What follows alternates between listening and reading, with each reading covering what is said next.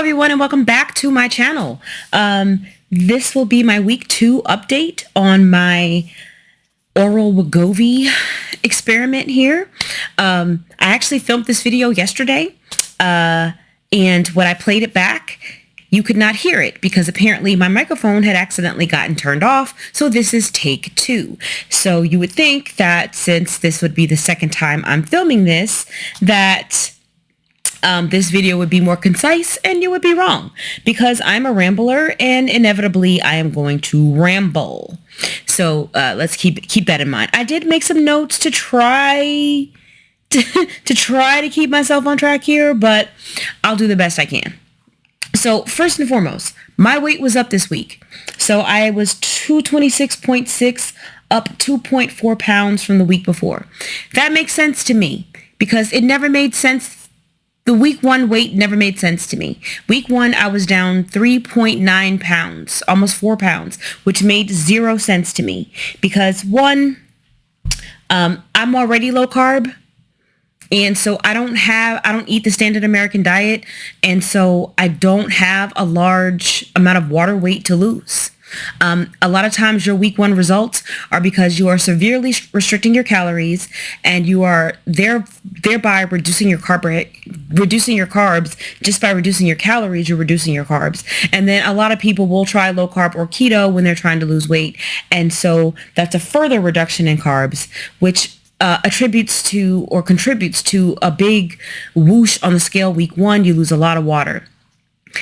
I don't have that.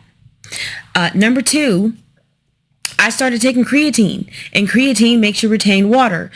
And number 3, the starter dose for a GLP-1 is not clinically proven to help you lose weight at all. So yes, it suppresses the hunger, but I guess the full GLP-1 effect doesn't really kick in until you get to the higher doses. So it made absolutely 0 sense to me. In addition, I was eating more food than I would normally eat. I was eating 1,700 to 2,000 calories a day, which is more than I would normally eat. I was literally putting olive oil on everything. I was putting MCT oil in my coffee. I was putting MCT oil in my protein shakes. I was adding olive oil to my food, and I was eating a lot. So it just never made sense to me. So this actually makes sense. I'm still down from my original weight of 228.1 when I started. But that just seems more realistic given the way that I was eating currently, like the volume of food that I'm eating currently, given the type of food that I was eating before, that I was already low carb and didn't really have a bunch of water weight to come off. This just makes way more sense to me. I consider it a fluke. Maybe it's some kind of hormonal thing. I don't know, but it never seemed right. But here we are. So I'm fine with what the scale says. I'm not bothered because I never really trusted that 4-pound weight loss to start with. Never trusted that. But how have things been? So I know in the last video after week 1, I talked about the fullness that I felt in my stomach. That either went away or I got used to the feeling. But that heaviness that I felt in my stomach those first couple of days and that first week, I just don't have that anymore. Maybe it's because I incorporated the Miralax, and so I've been able to use the bathroom a little bit more. Maybe that's it. Or maybe I just got used to the feeling. Maybe I'm just getting used to the medication. Maybe this is just something I have to get used to. I still did not experience any nausea whatsoever. So still good with that. And, I don't believe most people have nausea on these initial doses. So when you start out really low. So I no nausea for me. The only side effects I had a little bit of indigestion, but I don't know if that's because of the medication or if that's just because of me, because I get indigestion periodically anyway. I usually have some,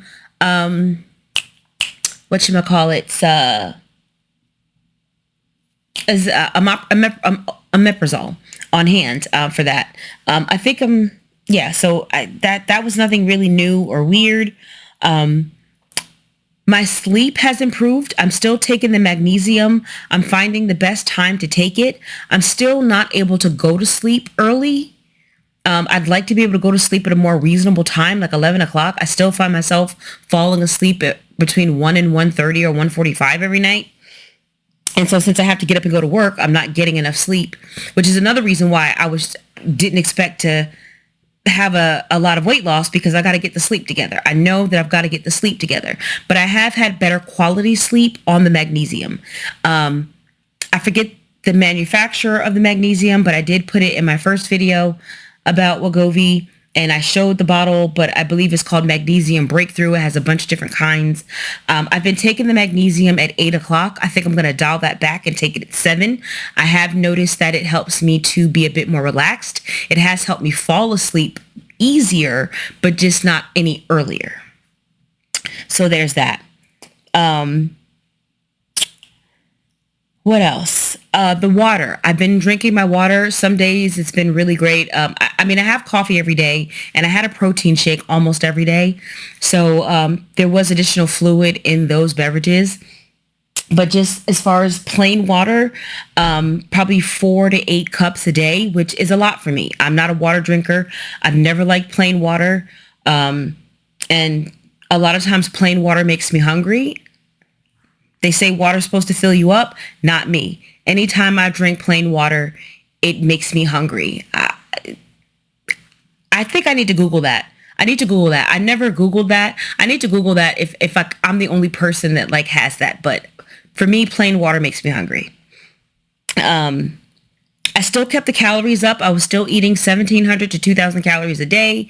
I'm getting about 125 grams of protein, which I guess is on the lower, depending on who you talk to.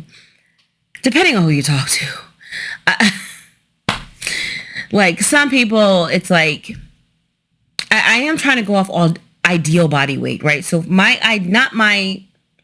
ideal body weight, because I'm only 5'1", it's probably about 125 pounds. I don't think I'll ever see that, right? So that's about a gram of protein per pound of ideal body weight. And that's what I'm going with. Okay. There are some days when I've been able to get more in, and if I can get more in, that's great.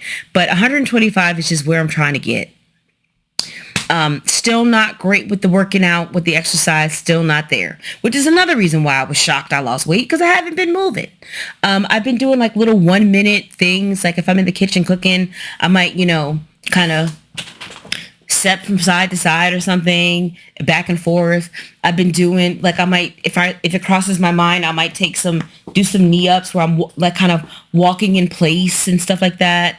But nothing incredible. I did go on ChatGPT, and I had ChatGPT make me a very basic, rudimentary, short, 15-minute body weight exercise routine that I could do 3 days a week, but I have not actually done it. I'm just going to have to start making myself, but I'm not there yet. I'm one of those people that I have tremendous difficulty getting my food and my exercise together at the same time. There have been many times when I have got the food together, but no exercise. And then there have been many times where I got the exercise together, but not the food. So the only time in my life where I got both of them together was back when I got my bariatric surgery back in 2015. I was eating well, and I was working out for about an hour, 3 or 4 days a week. So that was the only time. And I still never got below 100 pounds. Below 200 pounds. First time I ever got below 200 pounds, I did not work out at all. And that was during the pandemic. I realized that my weight had crept up a little too high. I went low carb keto, and I got down to 198 pounds without doing a lick of friggin' exercise. Without a lick. But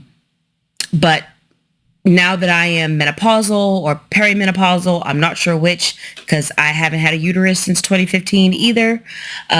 When I got my bariatric surgery in the beginning of 2015, I went ahead and got a hysterectomy at the end of 2015 because I had already reached my out-of-pocket max. And if you know, you know. If you've already reached your out-of-pocket max for your health insurance, you might as well go ahead and get done everything you can. That way, You don't have to pay anything extra. So I was able to get my hysterectomy for free. So I went ahead and got it done. Do I regret it sometimes?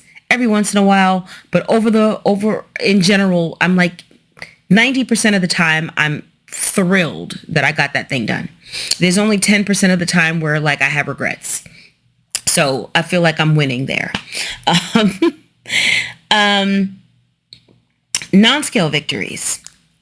I do feel like I have a little bit more energy. I did put on a garment and it felt a little looser in the waist, which prompted me to pull out my tape measure yesterday and measure around my waist. And when I measured around my waist on day one, it was 52 and change. And when I measured around my waist yesterday, it was 51 and change. Is that real? I don't know. I don't know. I'm going to take official measurements probably once a month. But I was just curious because I had felt something a little different when I put my clothes on. So I was like, I wonder. And there was a little change. We'll see when I take my official measurements at the end of the month. Still not using the bathroom every day. Pre-GLP-1, I went every day. Every morning, as soon as the coffee hit my lips, I was in the restroom. Okay. One sip of coffee and I was running to the bathroom. Now, no. Am I still going? Yes. I took 2 full doses of Miralax last week. I think I took a dose maybe Tuesday and a dose on Thursday, and that kind of got things moving. So, I'm just kind of going to play that by ear, how often I take it. So for me, I would say if it's been 2 days and I haven't gone, I'll probably take a dose. And that's probably how I'll gauge things, right? So if I don't go Monday morning and I don't go Tuesday morning, then Tuesday night, I'll take a dose. Because I'm just used to going every day. I might skip a day every once in a while, especially if I'm traveling or if I'm under stress. But in general, I go once a day. So I think that's what I'm going to do for me. For me personally, I am going to, if I don't go Monday morning and if I don't go Tuesday morning, then Tuesday night before I go to bed, I'm going to take that dose. And then that should trigger me to go, if not by Wednesday, then by Thursday. If by Thursday I have not gone, I don't know, I'll probably take another dose. But it's probably going to end up being maybe twice a week. I don't know. Like I said, I'm going to play that by ear because I do have another update, which I will share in a moment. Food noise. It does help with the food noise. Like I'm able to make better decisions about what I'm eating. Just even when I'm big, but it doesn't take away the desire for food, but it has reduced my desire to eat bad food, which I don't understand how any of this works because I've done keto before where I drop those carbs way down. And when I do that, normally I don't want to eat anything. One of the reasons why I don't like being keto is that when I'm strict keto, I don't want to eat food at all. Like I don't want to eat at all. Even when I get hungry, I don't want to eat anything. Everything is unappealing. With this, at least so far, the first couple of weeks, I don't find food to be unappealing. I still get hungry. I just don't really want any snacks. I mean, junk food kind of stuff. Like I've eaten pork rinds, mostly just to get the calories in because I'm tired of eating meat. I mostly eat, I've been eating a lot of yogurt because again, sometimes you just get tired of chewing meat. So I've been doing chia seeds, like 3 tablespoons of chia seeds in my protein shake to get a little bit of fiber in to help get things moving and to get food in without having to eat and chew. So I've been using protein shakes for that. I've been adding protein to my coffee, which I normally do anyway. I've been adding chia seeds to my yogurt and to my protein shake. I've been doing a lot of Greek yogurt. I've been doing full fat Greek yogurt because I've been trying to get the calories in because my goal here is to try to fast 1 or 2 days a week and then eat normal calories the other days of the week. Because I feel like I did damage to my metabolism. I feel like when I've dieted in the past. I've cut my calories down to 12 to 1500 calories. And honestly, I wanted to see if I ate 1700 to 2000 calories a day, would I gain weight? And the answer is I didn't. So I haven't completely tanked my metabolism because I didn't gain weight on that amount of food. And I know a lot of people would. A lot of people, if they ate that amount, 1700 to 2000 calories a day, they would gain weight because they've tanked their metabolism by over restricting their calories for way too many years in their life. And so at least I'm not there. So that was good news for me. Really, for me, weight loss wasn't the goal. These first 2 weeks for me, the goal has been, how much can I get away with eating? What is my maintenance level of calories? And I think for me, 1700 to 2000 is a good place for me to eat. And then I can get my caloric restriction by fasting 1 or 2 days a week. Because I've read that fasting does not impact your metabolism in the same way that caloric restriction does. When you restrict your calories, your body is like, okay, so we have less food, so we need to dial back the energy expenditure to match the food we're consuming, right? Whereas when you are fasting, your body is like, we need to find food. So we need to increase your human growth hormone. We need to increase the cortisol in your body. We need to increase all these things.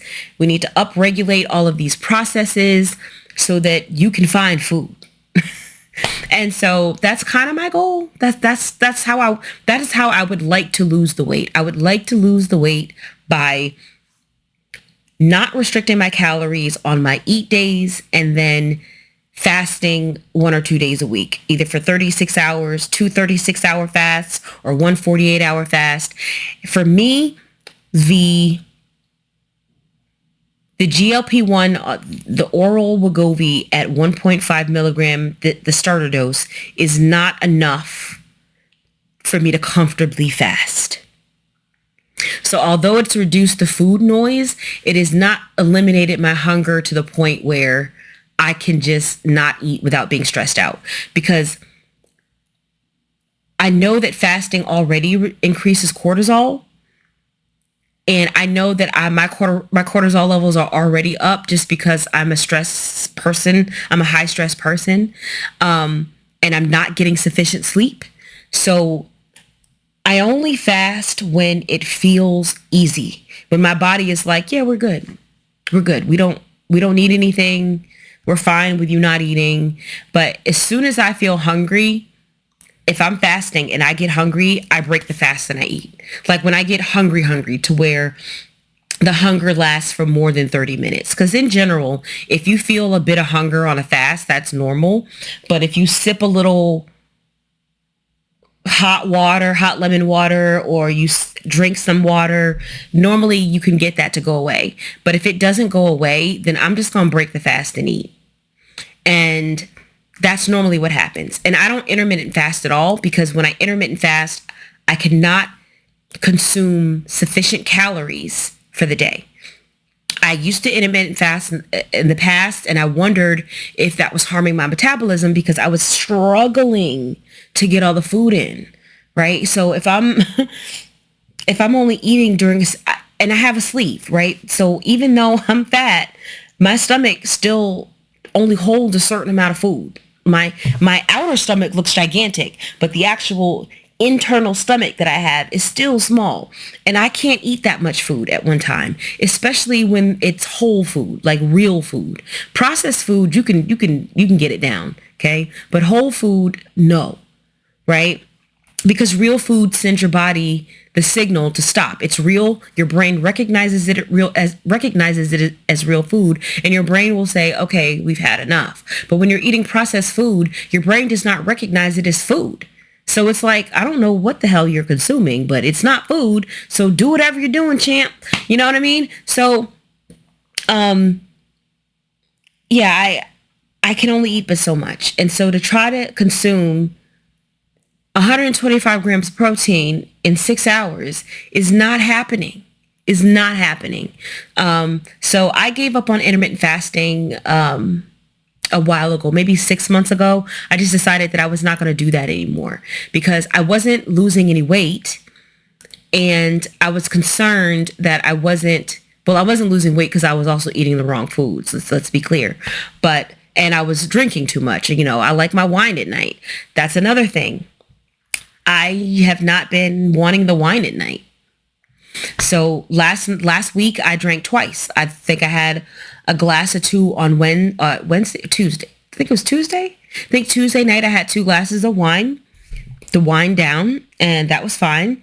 And then Friday night I had some wine, but I had way more than 2 glasses. I probably had about 4 because me and my husband, we were socializing and having a good time, and over the course of the evening, that was what I consumed, which might have contributed to the scale being what it was as well. It might have been, I still would have been up, but maybe up by a little bit less. I don't know. So yeah. Anything else here? Let's see. I had written some notes. I'm still taking the pill with the same timing, meaning I'm still taking it in the morning on an empty stomach, waiting a minimum of 45 minutes before I consume anything. So the minimum I waited was 45 minutes. The most I waited was 2 hours. Because if I wake up at 6 a.m. to pee and I think about the pill, I'll go ahead and take the pill. And then I'll go back to bed. And then when I wake up at 8 or 9 or whatever, then I can, I've already waited my time. So, and also the pill is disgusting. It's nasty. It only lasts 4 seconds, so it's not a big deal, but it's nasty. It doesn't taste good. So yeah, that's that. But I will say that I am going to be switching to the compounded semaglutide shot. And today is Sunday, so I've already done that yesterday. So I'm not going to talk about that today. But so instead of taking the pill yesterday morning, I gave myself a shot yesterday morning. And so what I just think the shot is going to work a little bit better for me. And also it's going to end up being cheaper for me, and price is king. Okay. So, I went with Hers, HERS, and I was able to do 6 months. It's normally $200 a month, so 6 months would be $1,200, but there was a 25% off thing they had going on, so I was able to get 6 months for $955, and I had about $1,000 left in my flexible spending account. So I was like, well, that'll be perfect because then I can just submit my paperwork and get reimbursed. And I'll have 6 months worth of medication. And also they don't charge a monthly membership. So there's no monthly membership charge. Whereas with Roe, I was going to have to pay a monthly membership charge of whatever, plus an additional $150 a month to get the pills. So this just worked out cheaper. And I get 6 months. Now, I do actually like the titration schedule for Hers. Normally with semaglutide, you start at 0.25 and then you titrate up to, I don't remember the titration schedule. I remembered it in the video I recorded yesterday because I had jotted it down, but I don't know where those notes are right now. Did I put it here? No. But Hers, they titrate a little bit slower. So for me, my first dose is not 0.25, which it would have been, which is the normal initial dose is 0.25. I'm being started off on 0.2. And then after 0.2, I titrate up to 0.4. And then after that, I titrate up to 0.8, I believe. And then after that, I titrate up to 1.6, I believe. I'm going to double check that on the app there. Let me look that up. Okay, so standard titration schedule, 0.25, then 0.5, then 1, then 1.7, then 2.4. My titration schedule is going to be 0.2, then 0.40, then 0.85, then 1.4. So you could say maybe I'm getting less medication. You know, if I had done this through Ro or someone else. Actually, no, because if I switch to the shot, the shot costs more than the pill. The shot is like $2.99 plus the membership fee. So actually, I still think I'm doing all right here, but I'd rather do the 0.2, 0.4, 0.85, and 1.4. I want to use the lowest dose possible. So I'm definitely going to go up to the 0.4. Right now I'm on 0.2.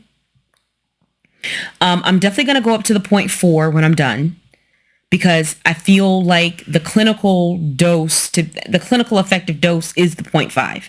So even when I get to the 0.4, I'm not quite at the clinical dose yet. So there's that. I don't know. I'm going to have to see how it goes. I'm going to have to do a video on that. I don't want to talk about how the shot is going because that's going to be for another video. But I'm just to say that I started with hers. What my price was $9.55 and some change for 6 months. And I believe that I can titrate up to get more medication during that 6 months if I want a stronger dose. But I believe there might be an additional cost or something like that. And I can, I'll cross that bridge when I get to it. I know for me, I want to use the lowest dose possible. So for me, once I get to, I don't know. We'll see. But I'm on the shot. I feel like it'll be a bit more conducive to my lifestyle. And, I don't like remembering the pill. And also the shot just has the most clinical data supporting it, right? So I did the Ro to start off because it was just a low cost way to start, to see if I was going to react to the medication, because I actually looked at hers and Ro at the same time. But I was afraid to go with the hers because I'm like, what if I get 6 months worth of medication and that my body doesn't tolerate it? Then what the heck am I supposed to do with 6 months worth of medication, $1,000 worth of medication? What am I supposed to do now? So I signed up for hers, but I did not process my credit card. I put a card that I knew wasn't going to go through, so they couldn't charge it. And then I went with the Ro. And then once I had been on Ro for a week, I was like, okay, the Ro is, my body's okay with this medication. I'm not having any severe side effects, because you don't know if you're going to be one of those people that has severe side effects. And I didn't want to have, $1,000, 6 months worth of medication that I can't take because my body doesn't like it. So once I was on the Ro for a week, I was like, okay, the Ro, my body's fine with this pill, with this medication. Let's go ahead and give Ro, the folks at hers a real credit card that they can charge. And that's what I did. And my medication came and I took my first shot yesterday, as I said. So, yeah, that's it. I think that's it. I tried to be as concise as possible. If you guys have any questions, let me know. I'm probably going to do another video tomorrow just to let you guys know how the shot is going versus the pill, because there have been some differences. So, yeah. Anywho, like, comment, subscribe, and I will see you guys on the next one.